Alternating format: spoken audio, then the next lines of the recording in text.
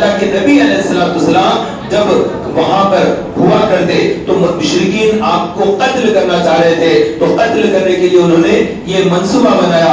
اللہ تعالیٰ نے وحی فرما دی اور اپنے محبوب کو حکم فرمایا کہ مدینے کی طرف ہجرت کریں. تو اللہ کے نبی علیہ السلام 13 سال نبوت کا اعلان کرنے کے بعد 13 سال دعوت کا کام کرتے رہے، تبلیغ کا کام کرتے رہے، پیغام رسالت عام کرتے رہے، پیغام الہ عام کرتے رہے. کتاب نازل ہوتی رہی، مسلسل کتاب نازل ہوتی رہی. اللہ کے نبی علیہ السلام لوگوں تک کلام کو پہنچاتے رہے اور کاتب لکھتے رہے. یہ سلسلہ چلتا رہا اور اس کے بعد اللہ کے نبی علیہ السلام کو جب قتل کرنے کا انہوں نے ٹھان لیا اور پھر رات کے حصے میں وہ سفر کا مہینہ تھا، اللہ کے نبی علیہ السلام کو مشرکین نے گھیر لیا.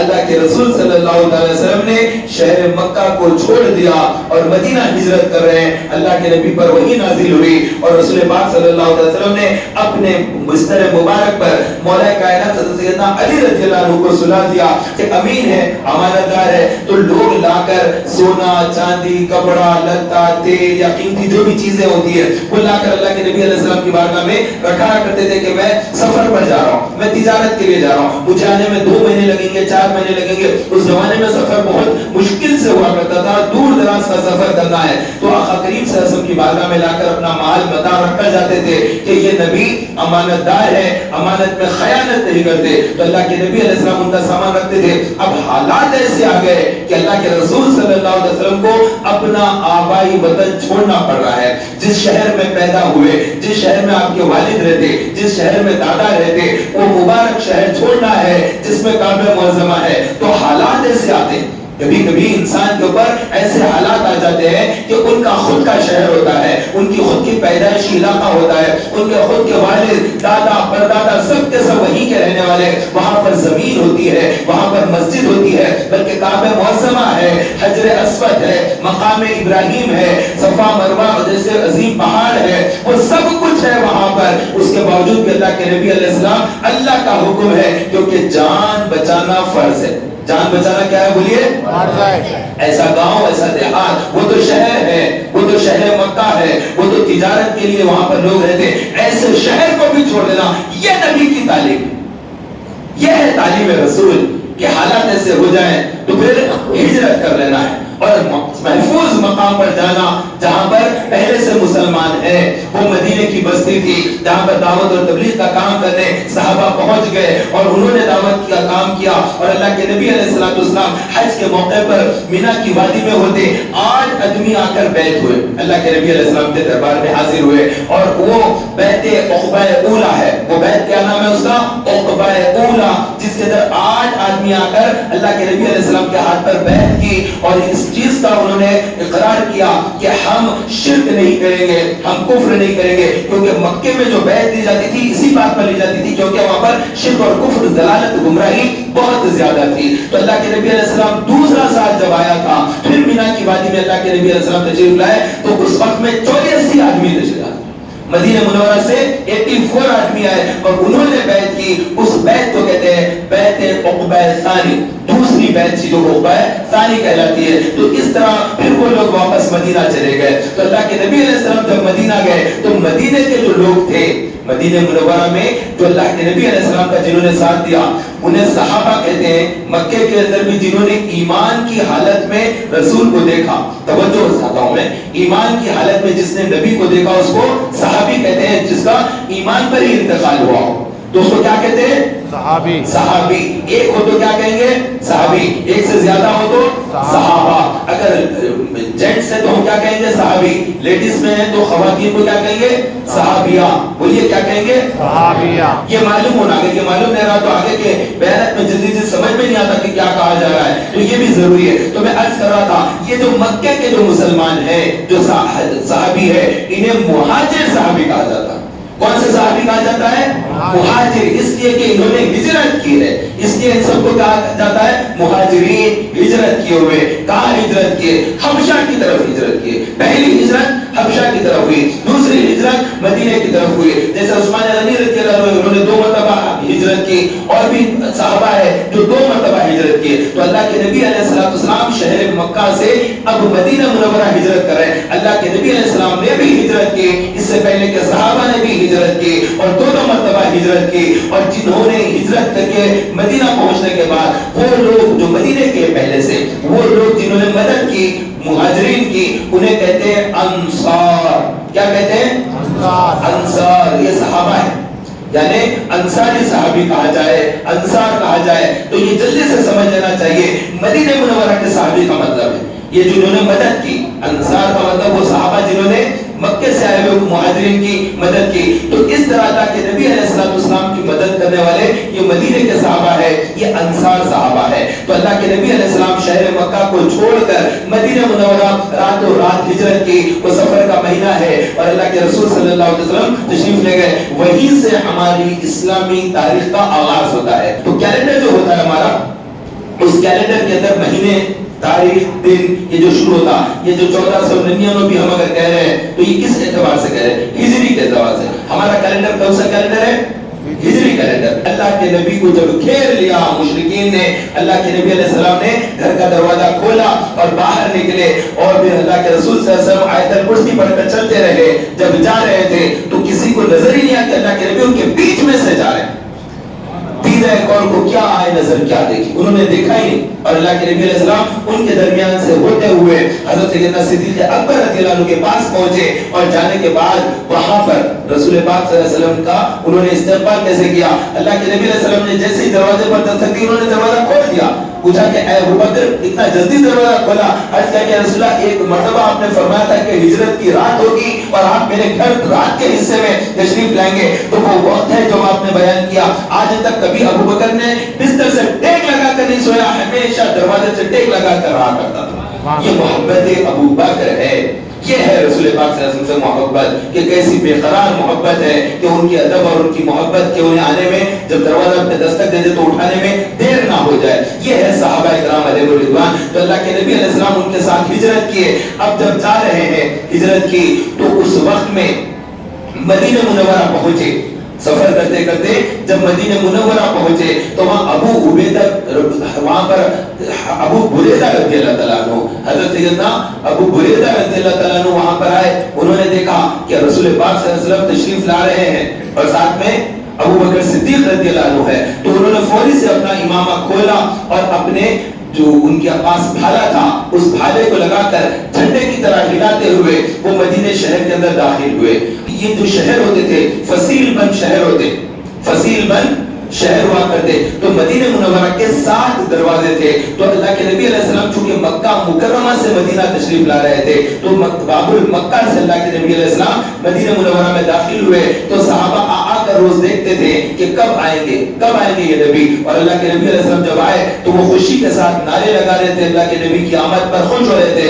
تو مومن خوش ہوتے ہیں نبی کی آمد پر, یہ نشانی ہوتی ہے مومنوں کی, وہ آمد رسول پر خوش ہوتے ہیں. تو وہ صحابہ خوش ہوئے جب نبی ان کے شہر میں جلوہ فرما ہوئے, اور اللہ کے نبی علیہ السلام کے لیے انہوں نے جھنڈا بھی لہرایا. اور اللہ کے نبی کی یہ شان ہے, ہر نبی کی یہ شان ہے کہ اگر کوئی چیز غلط دیکھتے تو ہرگز خاموش نہیں ہوتے.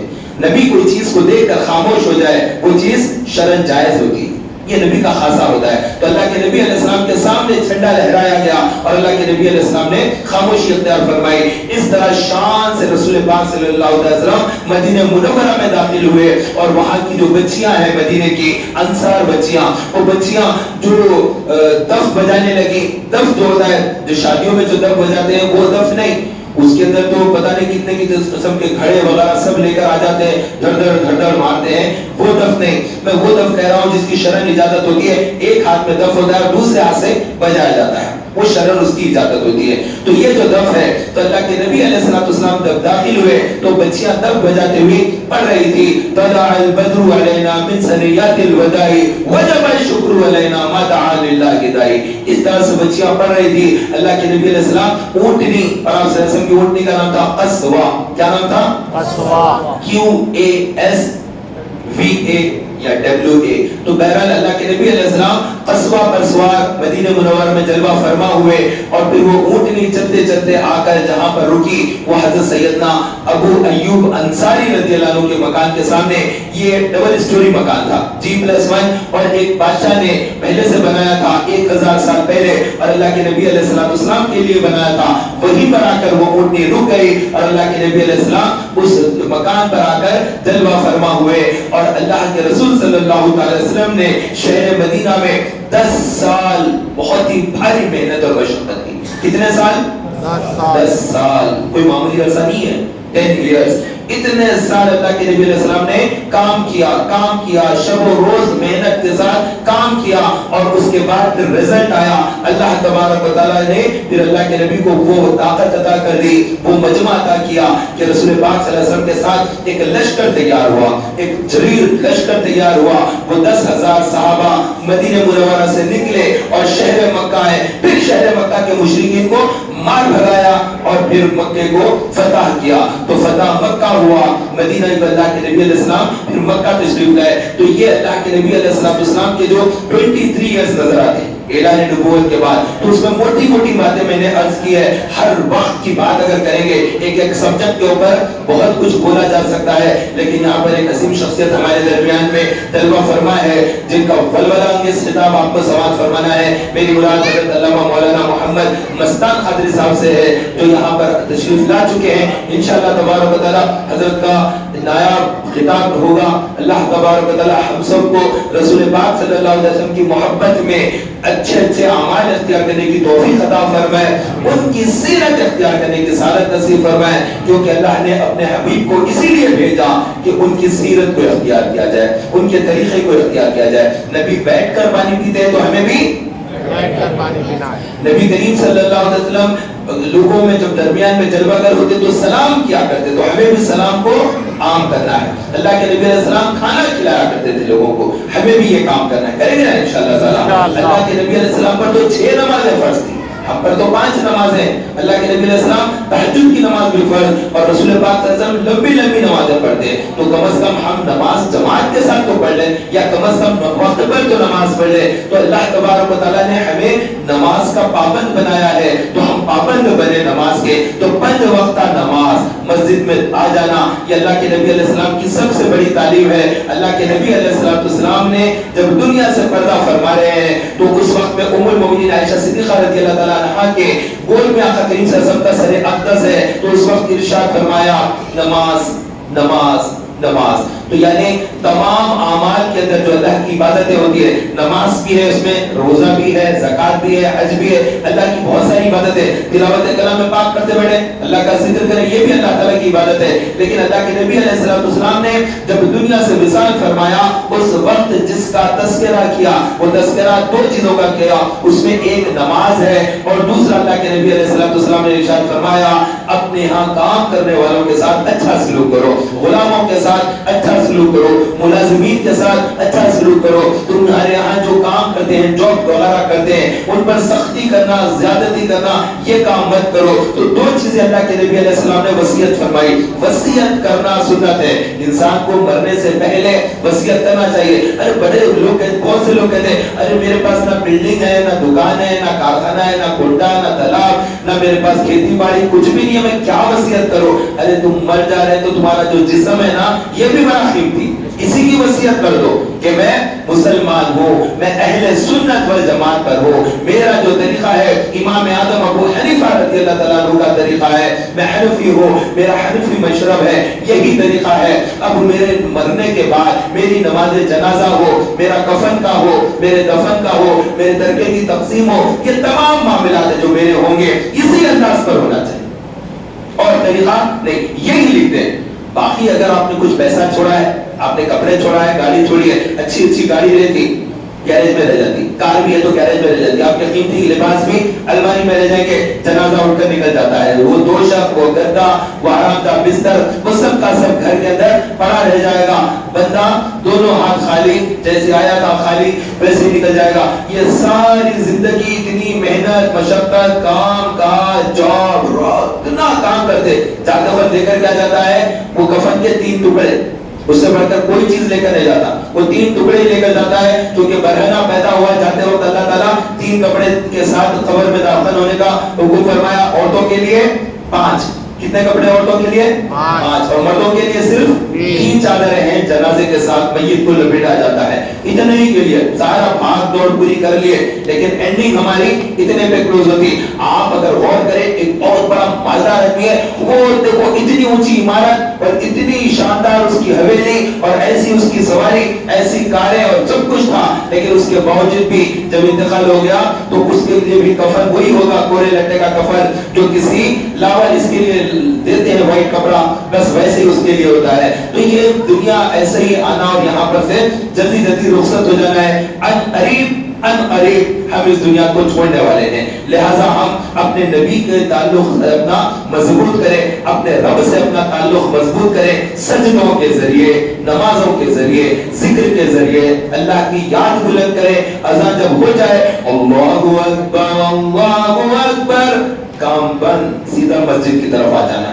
سب نہیں تو پہلی صدی کے لوگ, دوسری صدی کے لوگ, حتیٰ کہ امام غزالی فرماتے ہیں تیسری صدی کے مسلمان بھی یہ علم تھا کہ جب اذان کی آواز آ جاتی تو وہ اپنا کام کاج چھوڑتے اور سیدھا مسجد کی طرف آتے. حتیٰ کہ اگر کوئی آدمی سیون کر رہا ہوتا, ٹیلرنگ کا کام کر رہا ہے یا موچی کا کام کر رہا ہے, تو وہ کپڑا میں یا لیدر کے اندر سوئی ڈال دیا, اس کو کھینچنا غلط سمجھتا. اب اگر میں کھینچوں گا تو اس کا مطلب ہوگا اذان کے بعد بھی کام کیا, اس کے ویسے ہی چھوڑ کر ہٹ جاتے. یہ تھے مسلمان, یہ عجب مسلمان تھے. 300 ایئرز تک شروع کے اسلام کے مسلمانوں کی یہ کیفیت تھی. کوئی لوہار ہوتے, ویلڈنگ کا کام کرنے, لوہے کا کام کر رہے, تو وہ لوہے کو گرم کرتے, گرم کرنے کے بعد اس کو مارے تو وہ لوہا مڑتا, اور اگر ٹھنڈا لوہا تو مڑتا لے. تو گرم جب ہو جاتا لوہا اور اس کے بعد وہ ہتھوڑا لیتے اور وہ لے کر مارنے والے رہتے, اللہ اکبر اللہ اکبر. وہ کہتے کہ اب اس پر ضرب لگاؤں گا, اذان کے بعد بھی دنیا کے کاموں میں رہا ہو جائے گا. وہ بازو رکھ دیا کرتے تھے ہتھوڑے کو اور سیدھا ہاتھ دھوتے اور مسجد کی طرف چلے جاتے.